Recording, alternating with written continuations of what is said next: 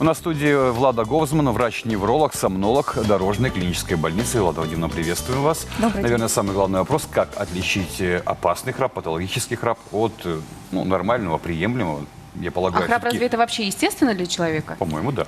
Но это не совсем естественный процесс. Действительно, храп свидетельствует о том, что есть какие-то анатомические проблемы.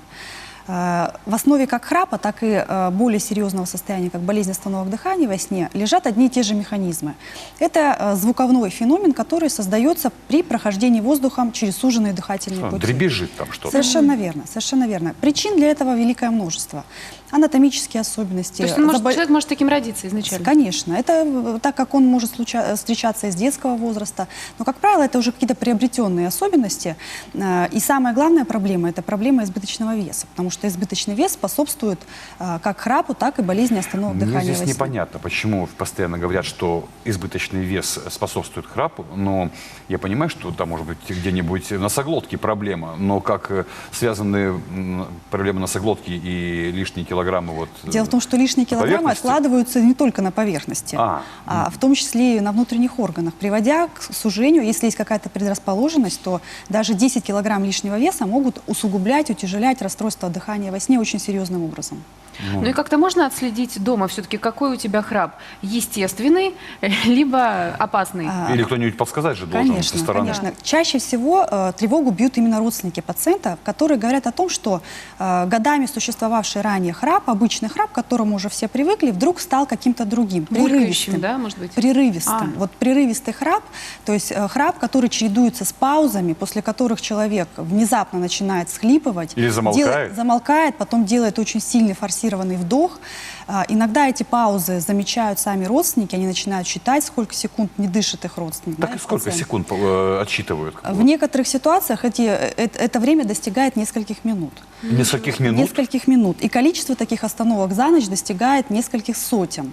Если посчитать, сколько времени человек не дышит во сне, это пациенты с тяжелыми формами, то это несколько часов, 3-4 часа ночного сна не дышит пациент. Задохнуться вообще. можно? Совершенно верно. Почему огромное внимание придается этой проблеме? Потому что на сегодняшний день показана связь между болезнью остановок дыхания во сне, внезапной смертью, во сне же, серьезными сердечно-сосудистыми заболеваниями, такими как инсульт и инфаркт. Я уже не говорю о той проблеме, что при болезни остановок дыхания во сне полноценного сна нет. Пациент создает впечатление, что он спит крепко, что раз он храпит, значит, он спит хорошо. На самом деле они годами накапливают дефицит глубоких стадий сна. Они спят очень поверхностно. То есть даже если он этого не осознает сам? Конечно. Он ложится спать, он спит по 8-10 часов, но утром встает совершенно разбитый, совершенно не отдохнувший. Потому что не дышал? Совершенно верно. Он не дышал, мозг находился в полуактивированном состоянии. Как только пауза достигает критических величин, как только кислород падает критично, уровень насыщения крови кислорода, мозг начинает активироваться, переходит в более поверхностную стадию сна. Мы выяснили, что все-таки основным моментом здесь является настороженность родственников, которые, в принципе, должны понять, если есть задержки дыхания, то, что они считают секунды, это правильно делают и правильно, что настораживает. Но что касается методов, очень много различные методы существуют, продают какие-то устройства, значит, втыкать в глотку, чтобы спать.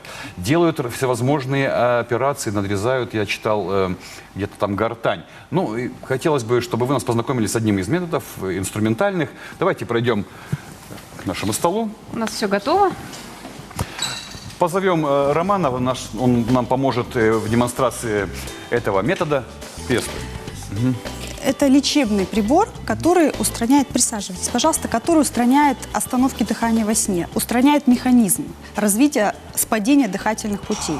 А он лечит именно, или все-таки пока он есть, он работает, а потом уже... Он помогает пациенту лечиться. Почему? Потому что на фоне постоянного лечения нормализуется нормальный сон, нормализуется структура сна, нормализуется обмен веществ у пациента.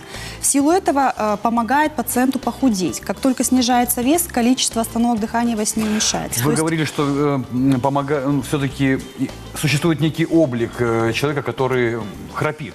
Его можно увидеть, в принципе, понять. Вот облик Романа соответствует? Но вообще я хочу сказать, что типично болезнь остановок дыхания во сне, как и храп, типичны для мужчин. Да? Мужчин, чем старше возраст, тем, соответственно, частота этого синдрома увеличивается. Анатомически это пациенты, которые имеют избыточный вес. Да?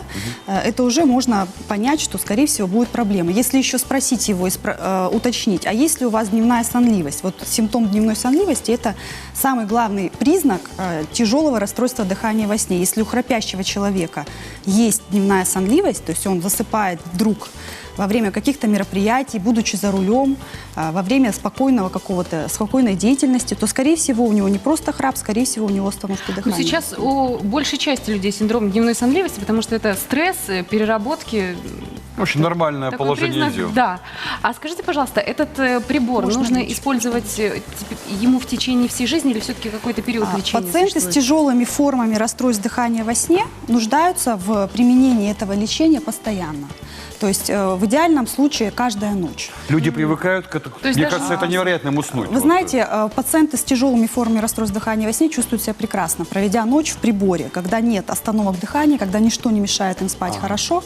Они чувствуют себя даже после одной ночи совершенно по-другому, Это бодрыми и для отдохнувшими. пользования Ну, то есть это домашний самостоятельно? прибор, Конечно, да? это домашний прибор, который пациент Каков, использует собственно говоря, самостоятельно. принцип его работы? А принцип очень прост. Создается постоянное положительное давление воздуха в дыхательных путях, когда исключаются условия для того, чтобы они спадались, соприкасались друг с другом. Поэтому условий для храпа нет, условий для остановок дыхания нет, причин для того, чтобы мозг не спал, не отдыхал, нет. Кислородного голодания нет. Собственно говоря, человек освобождает себя от всех факторов риска сердечно-сосудистых. счастье-то. И улучшение Поспать. самочувствия наступает в течение какого срока? Пациенты тяжелые, как правило, в течение 2 недель, использующие прибор регулярно, у них исчезает дневная сонливость. Они становятся бодрыми, активными, становятся более работоспособными. Симптомы снижения веса, конечно, уходят более медленно. На это уходит несколько месяцев. Но иногда эти результаты очень впечатляющие. Но то, что нужно начать с веса, это безусловно. Да, верно. но проблема в том, что пациенты, имеющие тяжелое расстройство дыхания во сне, хотят похудеть, но не могут похудеть. Пока не начинают лечить себе расстройство дыхания во сне, пока не нормализуют То есть это нормальную всё настолько структуру тесно сна. взаимосвязано, что Совершенно нужно- верно. Здесь порочный круг. Апноэ способствует тому, чтобы человек накапливал вес, и лишний вес способствует утяжелению расстройств дыхания во сне. Павел Владимировна, большое вам спасибо за консультацию. Надеюсь, что на это внимание еще больше обратят, что действительно, как пишут, проблема такая существует довольно-таки остро. Я напомню, в гостях у нас была Влада Говзман, врач-невролог, сомнолог Дорожной клинической больницы.